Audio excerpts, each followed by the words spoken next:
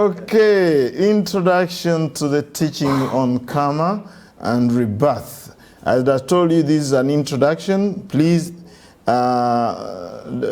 think that this is exhaustive. It's not exhaustive at all. So in fact, can you help me to give me the clock?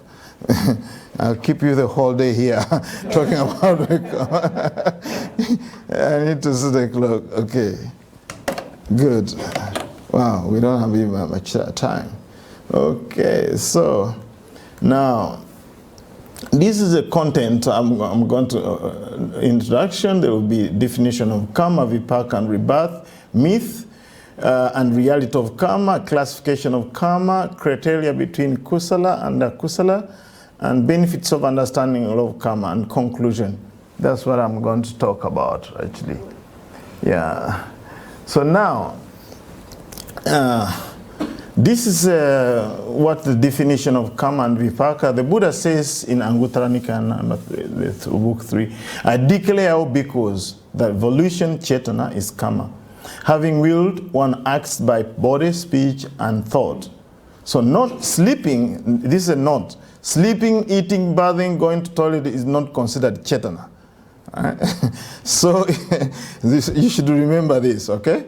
So now we are going to use some kind of Buddhist psychology to define what's cetana. Cetana is actually defined in terms of its characteristics. That means it wills. Cetana, what it does, the characteristics of cetana, that is it wills. It wills.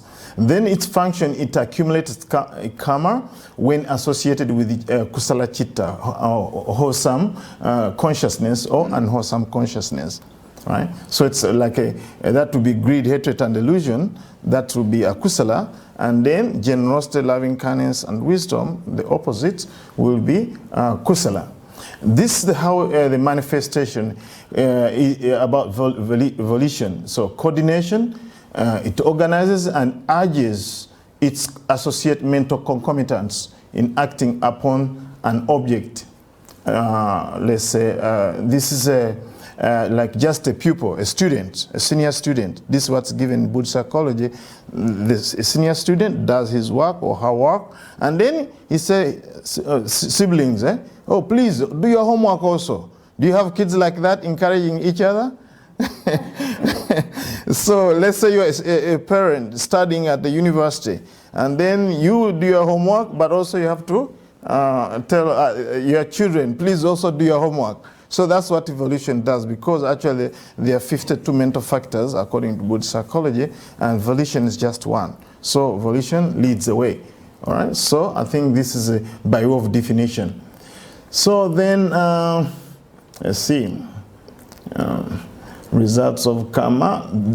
Then a big misunderstanding people have, I think, karma.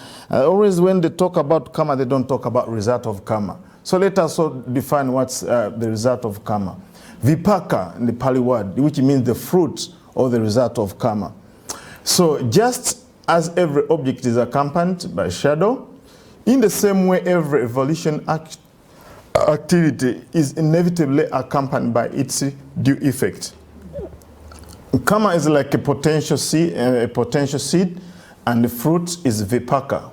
Just as karma is a mental and may be good or bad, so vipaka is mental and may be good or bad. Okay. Now, where is vipaka kept? That's a big question. Where are the results? The modern days people are very skeptical about Buddhist teaching, and so where is vipaka kept? In the nose? In the ears? In your pocket? Where is it? Ask your question. When you do good things, where the results of good things are kept? In your heart? Okay, so let us get an analogy. And these are things you have to think about it. I'm not here to give all these answers. Think about it. You can even ask at the moment, or we can discuss. But I'm just giving you an example. Where is vipaka kept? An analogy of a mango. If you have a mango, this is given actually in Mirinda Panha, the book on King Mirinda, asking where these merits and all these results of karma kept. Analogy there was given a mango. When you plant a mango, where is let's say it's still young, So where's the fruits? Is it in the roots? Is it in a trunk? Is it in the branches? Where is it? But you know you will get fruits, don't you? Yes, but when the moment comes, the mangoes come. So this is what I say fruits, and I put a question mark. Where are the fruits, actually? And also analogy of seed. You know when you have a seed here, and you know when the season comes you are going to plant it. But in that seed, can you see the branches? Can you see the roots of the tree in a seed? No, you can't see. But why are you planting it? You plant it knowing that you are going to get mangoes, or you are going to get apples. But you cannot see branches. In a seed, you can't see the branches and tweezers and all these things. So this is a question to ask if you have ever had any problem when people ask you where's Vipaka kept. So this is very, very important. All right, so we go to myths. Myths about karma. These are a lot of them here, and these are Dhamma talks in themselves. All right, so let us start with the one myth there. Karma is a reward or punishment. Now, most people think that karma is a reward and a punishment. What do you think? Is it a reward or a punishment? No. That most people think that, okay, it's actually a reward, you know? So it's the analogy I want to compare. I just want to tell you it's neither a reward nor a punishment. It's the way how things are, the natural law. It's like the law of gravity. The law of gravity is not, it doesn't punish you when you climb on a building. In fact, it was founded, rediscovered by Isaac Newton. And do you think before Isaac Newton there was no law of gravity? Africans were falling. They didn't know. I did. Actually, I climbed a papaya tree. I went to my grandmother's place, and I saw apples. I used to live in the cities. I used to get the papaya from the market. I was surprised that it was on a tree. So after greeting my grandmother and all that, I said, where are you going? I'm going this way. So I went to the garden, and I saw a big papaya tree, and the papaya was so ripe, better than the one we get in the market. I climbed the tree. I don't know those who have climbed trees in Africa is a very common thing, maybe not in Australia. You don't want to climb a papaya tree. It's the weakest tree. When I climbed like this, I came with a branch and my papaya. Together, 3 people, the branch, me, and the papaya. You want papaya, you get it. It's amazing. But do you think the law of gravity was punishing me? No. The law of gravity is doing its thing. But most people think that law of karma is a punishment, especially when people do something bad to them. Oh, you'll get your part, law of karma. No, it's not a punishment. It's the way how things are. It's a law. It's very scientific, actually. Yeah. So another big, this is the first, I think, problem. Myth. There is a big myth out there. It came through the New Age stuff about collective, national, and global karma. No scripture reference whatsoever we find. We might find stories, but there's no Pali word I've found out which stands for collective karma. It's New Age stuff put into the Buddhism, smuggled into Buddhism, and then people talk about collective karma. They talk about, okay, people in the Holocaust were killed because of this. Then September 11, this kind of mambo jumbo, like, okay, there is a tsunami. All these fishermen were fishing without using nets, proper nets, and now they have to die in the tsunami. All that is actually not true. I cannot find a single Pali word in Buddhist scriptures which is equivalent to collective karma, global karma, national karma. No way. Slavery, all these things. What did Africans do, all of them, to end up in America? And you said that Africa's bad karma? No, that's also another mambo jumbo. Another one. Karma can be erased or purified by bathing in water. Okay, if that's so, fish and frogs will be the first one to get purified and get enlightened. They live there all the time. I've seen people going in the rivers. I've seen it in Ganges, in India. I've seen it in Uganda. Do you think water can purify your sins? You are, I know some states of mind. Maybe you can be fresh after that. But water will not touch a single defilement. Maybe you can be cooler and then come and meditate and try to overcome it. But water is not going to touch your aversion. Maybe water can do something else, but not really. So actually this presentation was going to be done with the clip. Do you have that clip? Maybe let us pause a little bit and see what actually words can affect water, but let us break a little bit.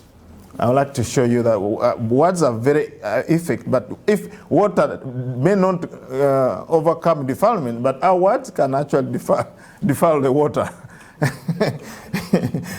Okay.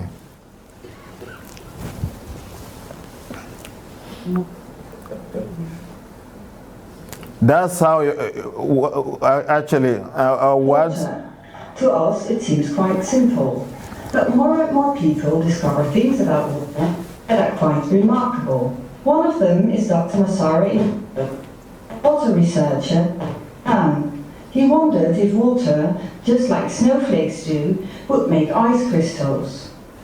He began to freeze water for 3 hours by a temperature of minus 20 degrees Celsius and photographed them under a microscope.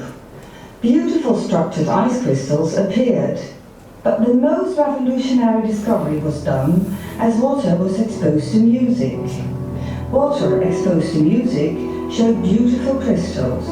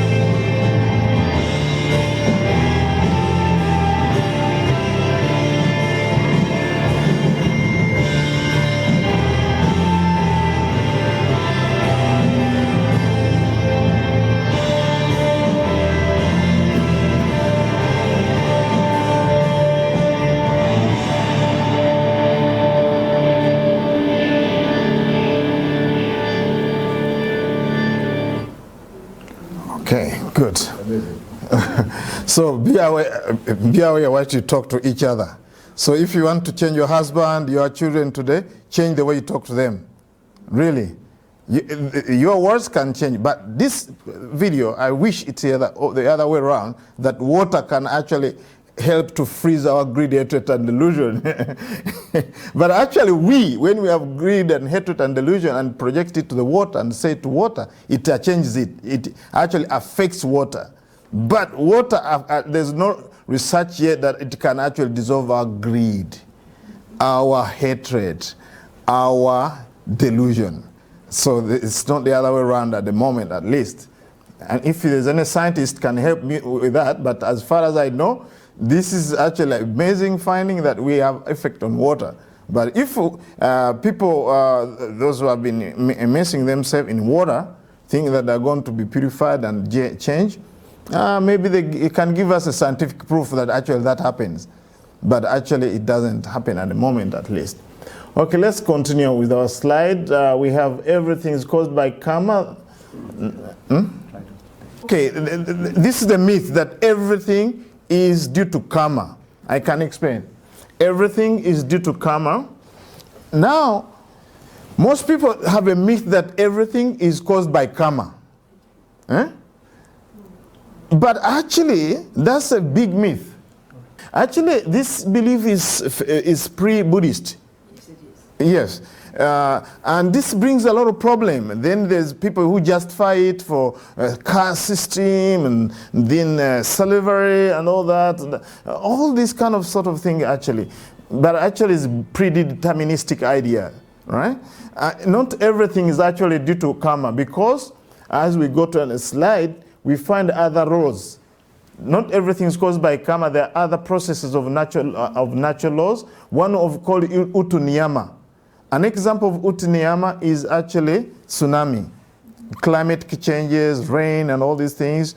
In Uganda, this is a very, very common thing. In Uganda, it's a very, very common thing. People say, oh, we don't have rain. God brings us rain. And when it rains, they thank God. Meantime, they're cutting trees. When you cut trees, next time you're not going to get rain. That's a big problem.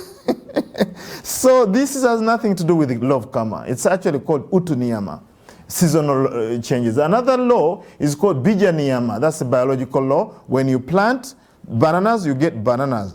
By the way, I'm giving an example of bananas. They are closer to me. So, because it's our staple food. So anyway, you plant apples, you get apples. That's how it's said. The germinal law, even they use in genetics, they are using this. Karma is a karmic law, of course. We know, as I told you, karma is volition. Any intentional action, whether motivated by greed, hatred, and delusion, and its opposite, it has a potential to bring results. That's, of course, that's our subject now. There's what we call Dhamma niyama. That's a natural phenomenon. As when the Buddha is born, there's earthquake happening, dhammata. Those are called dhammata.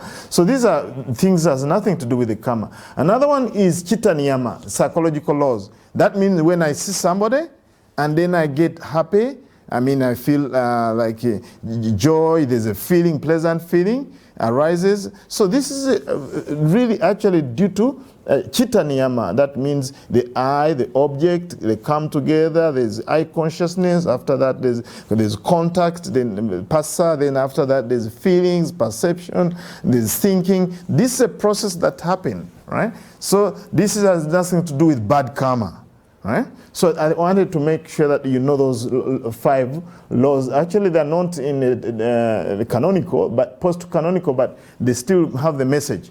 There's another thing that here, nothing is caused by karma. That's a very, very common thing. This karma is Asian mambo jumbo. Let us have a beer. Don't talk about karma. We don't know about karma. This is only for Buddhists, you know. Now, what's amazing, I even told Sarati, that those people wear shoes. Why do they wear shoes? They should go barefoot. They wear shoes. Those people who say that nothing is caused by karma, they always dodge stones. They don't hit their toes on stones. Why they don't kick stones and all that and really find out what really happens? That actually any action you're doing with greed, hatred, and delusion, it has a potential to bring its results. Right? Okay. Intention is very, very important. Okay, bad things are due to karma. Whenever there's bad things, they say that that's karma. For every good thing, God is responsible. That's another myth. Good things are God. God, that's a big problem. Anything happens, somebody's car story and so, oh, I have bad karma. Now they kick a jackpot, they get money. Wow, oh God, That's a myth. Karma is only existing in Buddhism and affects only Buddhists. I told you law of gravity. Law of gravity doesn't know whether you're Obama, you are, I don't know, the Austrian Prime Minister. It doesn't matter whether you went to school or not. It doesn't matter whether you're Buddhist or not. It just does its thing. What's very interesting is that whether you know the law of karma or not, it just happens. Suppose you don't study any scripture, you don't know about law of karma, and you think that you are not a spiritual person. I know most of the people in the country have been in Sweden. We are not spiritual at all. We don't want even to hear about what's law of karma. And question, does the law of karma operate in their life? Yes or no? It does. It does. It's not a reward for Buddhists. It's not a reward for Buddhist people who study the scriptures, who practice. So this happening, even in one scripture, it talks about knowledge is very important. If you don't know, even it acts more. This we find it in King Mirinda asking Nagasena. Let's say, I think it was a question where actually, what happened to you if you don't know something? If you don't know something and do it, does it bring effects or not? In other words, if you have ignorance, you're not a Buddhist or whatever, you do something, what will happen? If you don't know. So there's no law of karma, there's no effects? Now this is the answer Nagasena gave. Like if somebody touches a hot plate and doesn't know that it is hot, he'll burn more or she will burn more. But somebody who touches a hot plate and knows that it's a hot thing, actually as soon as they touch, they can remove because they know it burns. But somebody who has never had an experience of burning and put there, he'll just put hot, hot, hot, hot, hot. Especially meditators who meditate in the wrong way. They keep on noting hot, hot, hot, hot. They get burnt. So actually somebody who knows actually have the effects. Actually that goes into Ugandan law of karma. Uganda has the law of karma. It goes like this. It's not Buddhist. This is Ugandan Buddhists. You know, everywhere Buddhism goes, it molds to the society. So the law of Buddhism in Uganda, I mean law of karma in Uganda, it goes like this. Kalyadda kaddada envunyo jirira mukatiko ekusanga montana. That's my language. It said when you do something, it comes to you. This, in other words, boomerang effect. When you eat a maggot in a mushroom, it will eat you in a grave. That's the law of karma.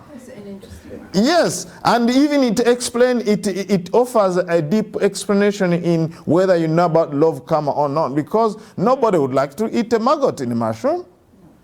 Chances are that you are going to eat your mushroom and enjoy your mushroom without knowing there's a maggot. But will the maggot serve you? When you die, so you know you didn't know that I'm hiding here. So this is Buddhist Uganda contribution to law of karma. Nagasena used a hot plate when you attach hot things. Now you use this one if you want to explain about law of karma to people, about whether you know it or not. Still, you have to face the repercussions. Yes. All right, so we continue. We continue now cosmic laws. This is a kusala and the kusala. These are the things that are skillful states of mind and unskillful states of mind. This one definition of kusala. Kusala is wholesome and akusala is unwholesome. So I'm giving an example here, like not killing is kusala. If you don't kill is kusala, and killing is akusala. All right? I'm just giving only one example. Oh, what happened? There are fewer slides. What happened? What happened? I see fewer slides than what I had before. Eh? Yeah, so, okay. Let's try.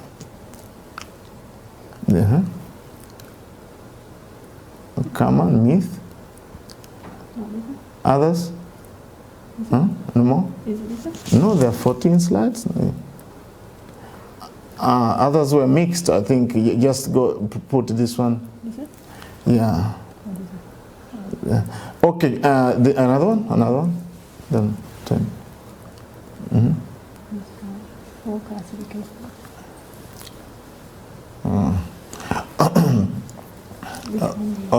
Okay. This one. Yeah, leave that one. Okay. Karma. Some people say it's okay. I think it's okay.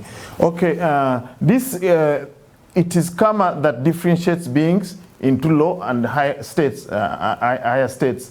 Actually, the Buddha say that all living beings have their karma as their own, their inheritance, their congenital cause, their kinship, and their refugee. So actually, the thing is. This inequality is due not only to the hereditary and the environment, but also to us. It's also operation of law of karma. There's also people say, okay, nature and nurture, of course, that's one of them. Another one is the environment, but law of karma is one of them. Not that everything is actually, though the Buddha talks about karma differentiates, but also it gives an allowance for other factors. Yeah, otherwise people then use this teaching. Yes, it's one of them. So, so a person, a man is responsible for his or her own happiness and misery. He or she creates his own heaven or hell, is the architect of his own fate. Actually, the good thing about karma, it allows us to actually be in control of what's going on. Okay, something that I need to tell you also is a myth here.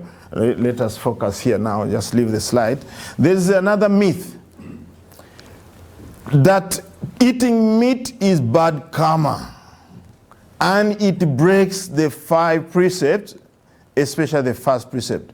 Do you believe it or not? People think that eating meat is bad karma. I don't think it. I probably wouldn't do it. Eating meat is bad karma and it breaks the first precept, and Buddhist monks should not eat meat. They are actually a role model, and in fact also there's a tendency of people thinking that people who eat meat, they're not pure. That's a big mistake people make, a big myth also. Yeah, big myth.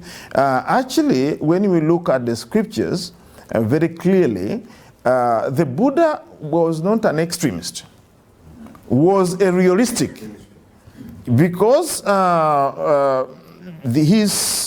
during his time, many people were killing, a lot of killings. During his time, many people were killing. And that was an extreme. They used to kill 500 horses, 1,000 horses, and goats and all that. It was like indiscriminate killing. And then on the other side, there were people who are Jainism. They could not even breathe. They had to cover their nose because they didn't want to kill anything. Then Buddha, when he came, he said, this is not going to work. How can you sweep everywhere you go? Even when you're doing like this, you are killing. So the Buddha found a middle path, whereby actually he gave a guidelines of love karma. Intention is very important. Intention is very important in love karma. So now, let us get some kind of help from some Buddhist scriptures. It's not in canon, canonical, but at least it's post-canonical, about the 5 factors that they must be present for killing to happen. What are those 5 factors? One must be object. There must be an object which is alive, not a stone. That's the first factor. Now the second one, there must be perception that it's a living thing. Perception is very important. Now, now there must be the intention, which is volition to kill. Intention has to be present. to kill. Another factor, there must be effort. Out of the intention, you must have to apply effort to kill. The fifth factor is that that thing die, not half dead, but die completely. The life is gone. Cut off life. Cut off the life. Now, this is something that you have to ask yourself. If somebody, like I go for Pindapat, and somebody put a fish, not a live one, in my alms bowl, which has been fried and put in my alms bowl, have I fulfilled all those conditions? Did I see that the fish is alive? My perception, what about my intention? Did I get intention to kill? What about, did I apply the effort? No. So, even lay person, you go and buy something from the supermarket. I don't know whether I will be popular, because this is the most misunderstood teaching. They say, oh, this African monk told us to go and buy food. I'm just being realistic and really track down actually these things so that you don't believe these things by face value. Okay, you go to the supermarket, buy fish in a supermarket, not in an aquarium, because some place you see things in an aquarium and you choose. No, you see and you, no, this is just dead already, killed. It's in a supermarket. Buy it, take home, fry it and serve it. And you Buddhist? You kill? You are bad? I thought Buddhists should be the example for the entire world, to be very peaceful and not harm anything. So people are going to criticize you. But when you look at it, all the 5 factors are not involved. Certainly intention is missing, effort is missing, even perception is missing. So many things are missing. Now, if you don't eat meat for other reasons, like compassion, loving kindness, that's fine.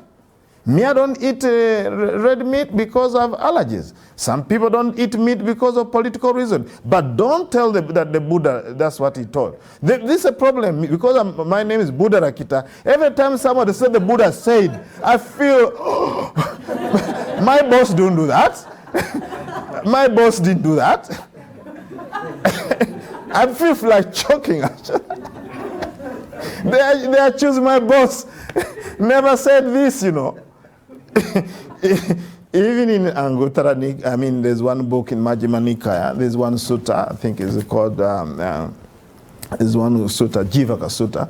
The Buddha is telling the monks not to eat meat on 3 conditions. 1, if they see, hear, or suspect that this food, this meat, this animal is going to be killed for them, then Buddhist monks don't eat meat. That's a condition the Buddha gave.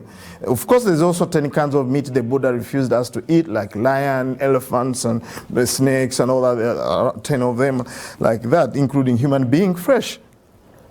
Yeah, there's some kind of meat the Buddha refused, but this is for other reasons. I mean, monastics, they ate food, this meat, and then the lions came and eat them, and so the Buddha, told us, that if you eat lion, it's going to smell.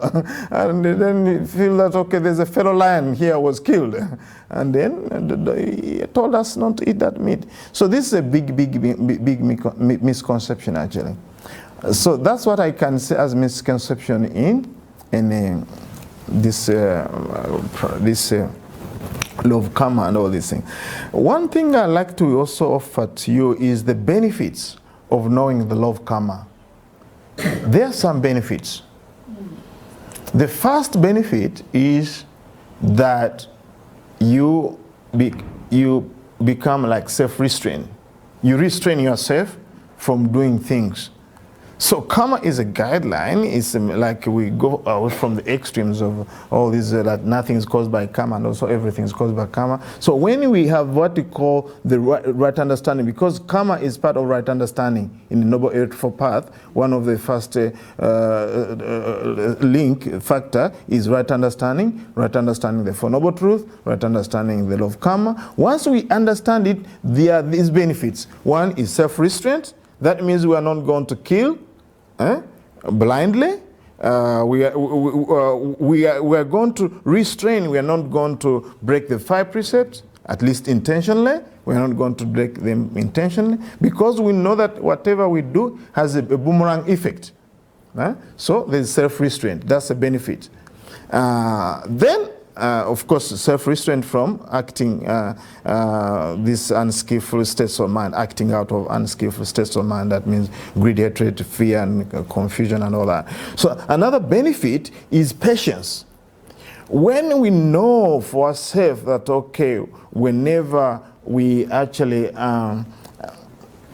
do something and then we are going to get the results, then when people or ourselves do something and something happening with us, something happened to us, we are going to go through this experience with patience, because we know that it's also part of our actions, the intention action. So we are patient with our experience, whatever we're going through, our experience, we are patient. And also patient with others. Right? When people are angry, and then maybe because you are the one who didn't give a cup of tea, all right? And also they get angry and then they have a headache. All right? So because they get angry, they get a headache. Then when they say, oh, I have a headache, darling, then you say, oh, this headache is not coming from anywhere. It's come from their actions of being angry all the time, and they get headache. Then you become patient with them. That's also very helpful. Another benefit is responsibility. We take responsibility. I've seen so many times people who don't want to take responsibility for their actions.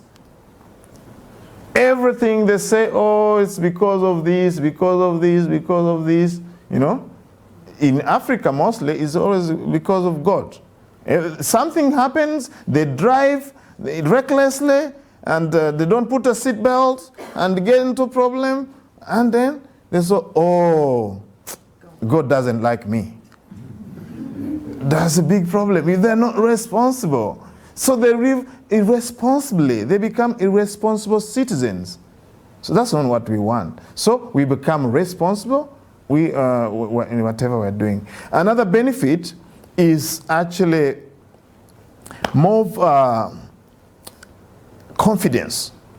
Confidence. We become confident that we can change our life. We are not totally doomed, right? As people think. We can change the course of our life.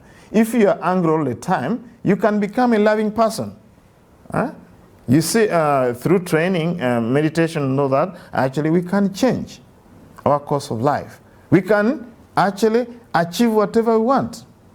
So we are confident that everything is under our control. In other words, we can control our experiences. We can be good meditators and all these things. We can be good people. We can contribute to ourselves, others, and the society and the environment. So there's that confidence that, okay, we can handle things.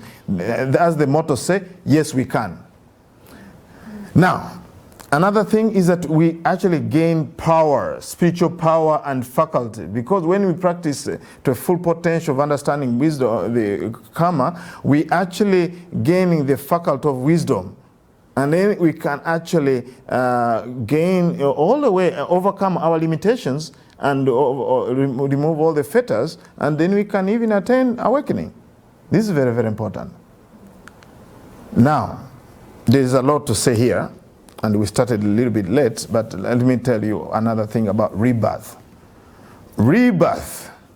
Now, there is a very, very big myth about rebirth. One is we are not born. That's very, very common, including my devotees in Uganda. My devotee in Uganda, he said that when we die, we are not born. Can you imagine a human being to be kaput in just a second? Can you imagine? With all the aeroplanes we made and all bridges and cities, and then when death comes, kaput, no more. That's what most people believe. Actually, it's not true. We are reborn again and again. The only problem is that we don't remember. Actually, one devotee of mine told me that what I'm talking is mambo jumbo. It doesn't make sense to him. And he's a very scientific man, actually, traditional scientist. He was an engineer and all that. So I've given him many books, actually. Even up to now, I'm still collecting books to give to him. I buy one book one time in USA. I say, I'm going to convince this man. He reads it and say, oh, you know, Venerable, but still I don't understand it. Now I've got one book from one of my friends here in Australia. It's called Matea Granville. I'm going to give that book. I'm collecting. He doesn't understand. He tells me when we die, finish. He studied in the university. That's what he was told. But for me, I don't think so. I don't think so. Even when you look at seeds, you know the seeds of maize, you plant it, it comes back. It's dead. When you look at the thing that it's as if there's no life. When you touch the seed, it's as if there's no life. But put it in a seed, the soil, give it the right condition, it comes again. But a human being, so we also have to germinate. If the conditions are favorable, when there's three conditions, ignorance, craving, that of course we include all the kinds of craving, even pushing other things, also that's part of craving. And the karmic forces, when those three are together, then definitely you are going to be reborn. Well, ignorance put a kind of a blindfold like this. That's what it does. Ignorance puts a blindfold like this. And then craving just push you here and there. You see, when somebody closes their eyes like this, you can put whatever you want. So ignorance is a kind of spiritual blindness, right? Ignorance of the Four Noble Truths and all these things. You know this kind of thing. I'm not going through this. So now it's like this. You don't know where you're going. And now craving kicks in, and then it can take you here and there. That's what the Buddha said. Delight in here and there and there. And then when it takes you in all these places, now they are coming, the karmic forces are going to come. It's like a ditch. When you look at ditch, you saw I always want to illustrate things. Can you bring that board? Okay, we are talking about this is a person. This is a person here. Okay? This is a person. Ignorance, what it does, it puts a blindfold so you can see. That's a function of ignorance. Now, if this is a rebirth, this is a ditch. Consider this as a ditch, right? So what craving does, what it does, it takes you here, over there, of course, craving for existence, craving for non-existence, craving for sensual pleasure. It takes you here and there without knowing because you are blindfolded. So now when you reach here, you keep on going like this and then you reach here. Death happens. Of course, you've been accumulating all the time karmic things, imprints and all this kind of thing. You have all these karmic things around. So now, what karma does at the moment, all those ignorance and craving, and then there's karmic imprints, all these things come together, karma drops you here, and then you get a new set of 5 aggregates. You get a new set, actually brand new, good one. Like me, when I come, I might be OC when I come back. Blue eyes, Bhante Buddharakkhita, blue eyes, blonde. You save money. You don't have to get all the way from Uganda and you bring me here. That's very expensive, actually. Can you imagine getting a new set of aggregates? It's like light. When light is there and breaks, you get a supermarket, get a new bulb. Put a new bulb, is more light and maybe more. In other words, let's put it this way: we always either upgrade existence or downgrade existence. Like software. When you have a window visitor, then you get another software. It works better and all these things. So sometimes, maybe it doesn't work better. Depends on your karma. Depends on what? On your karma. So basically, this rebirth, and then so long as we still have greed, hatred, and delusion, this process is going to happen again and again. So that brings us to the next topic. I'm going to talk about the 3 kinds of death. One is the psychological death, moment to moment. Another one is conventional death. Another one is deathless. Actually, if you don't like about the topic about death, I'm going to talk about deathless. So please, all of you come. I'm not going to talk about death, but also I'm going to talk about deathless. All right? Otherwise, many people won't come. Okay, this is the introduction to love karma. There's more to say. I wish I have more time to talk about it. Actually, I have more slides here, but I looked at the time. We need to eat also our food, and it's very, very important. Actually, there are 4 classes of karma, classification of karma. They are classified according to the we have the reaping. They're classified according to time. This is I found out that it's another talk. I don't want to cause spiritual indigestion. Probably next time I come, I give another presentation of love karma. Remember that this is just an introduction. Please, question and answer session. Thank you very much for listening. There's a big question here. If there's no self, then who is reborn? That's the thing. Now there's a good thing that I need to show you. The word reincarnation is not a Buddhist word. It's a Hindu word. It's a Hindu word. Incarne, carne is meat. Spanish word carne. So again in fresh. Fresh. Yeah? So they believe in a soul that actually keeps on migrating. Yes, and also that's more, it's just keep on seeking a fresh. And this is a Hindu tradition, just like the word karma means deed in Hindu, and Buddhist, when Buddha came, he actually offered a more psychological meaning to mean intention of volition. So is rebirth. Most people, when they talk about reincarnation, they think it's a Buddhist concept. But they're talking about Hindu concept of actually transmigration. It's called psychosis. Psychosis. That psychosis is not Buddhism. Is transmigration of self from one life to another. There's even Hindu saying that they have to complete 84,000 species before they reach moksha, which is liberation to them. For us is nibbana, and there is no fresh that goes from one place. I mean, the thing that about non-self is not, the Buddha said there's no non-self, non-self and all that. So it's 5 aggregates. 5 aggregates rising and passing away all the time. Rising and passing all the time. There's no rising and passing away. That what goes to another place looking for fresh is not rising and pass away. It's fixed.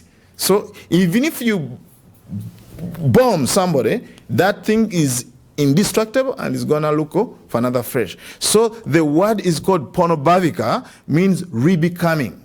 Rebecoming, that's what we should use actually. Rebecoming. Right? So these questions you can ask. I have some 5 minutes before we end the session. Please ask any question.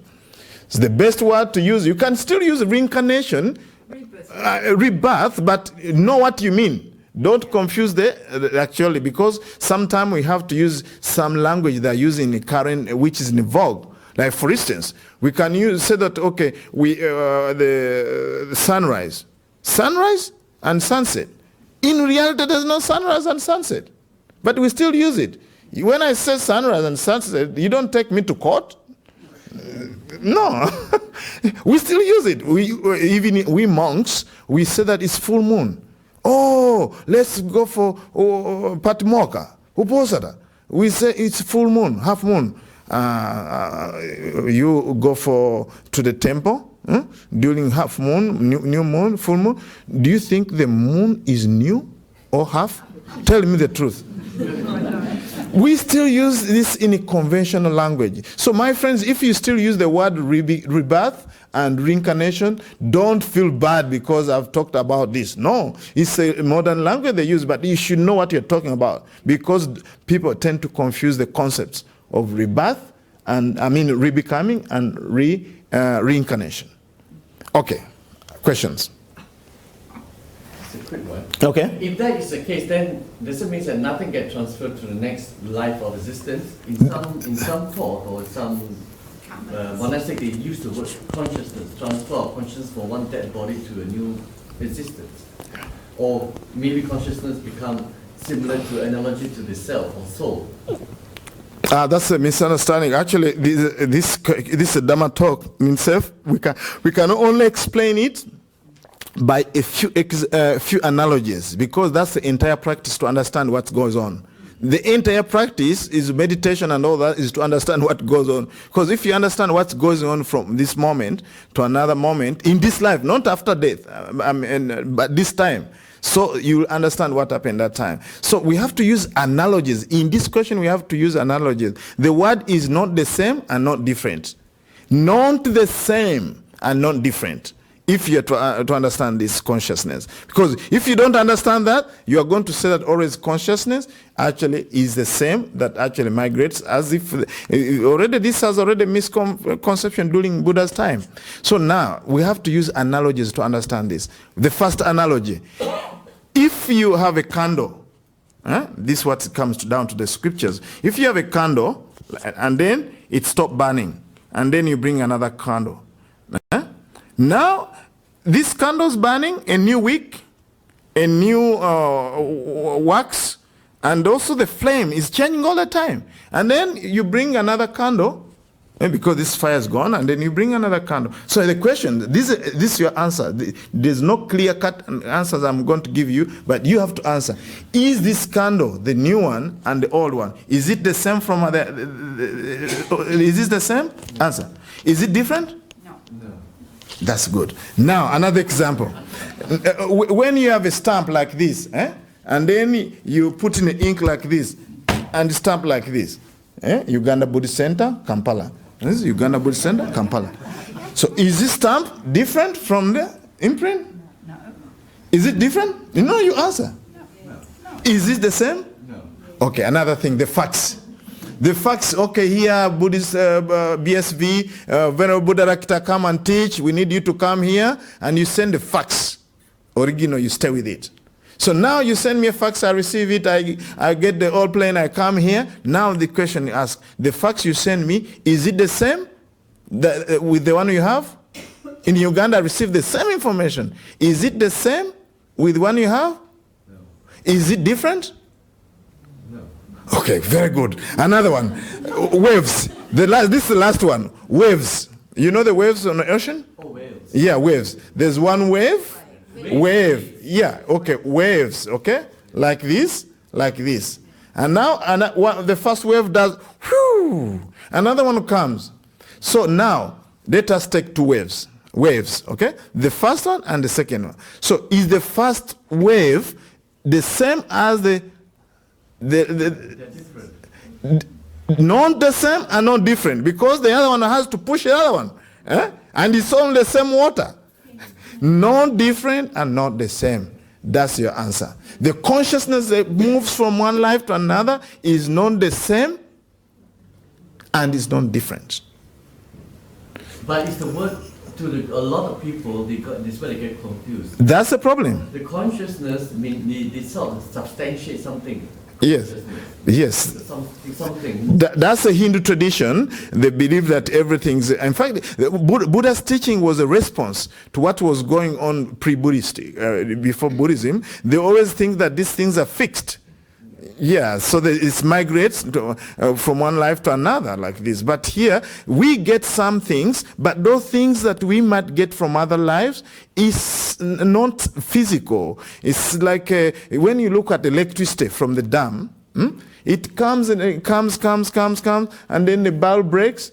And then these electrons are not physical things. It's just one thing. It's not the whole thing, that monolithic thing that comes from the dam. It's one thing rising and another one, and connects to another and connects to another like this. So the same thing, consciousness is also rising and passing out. In fact, that's the characteristics of consciousness.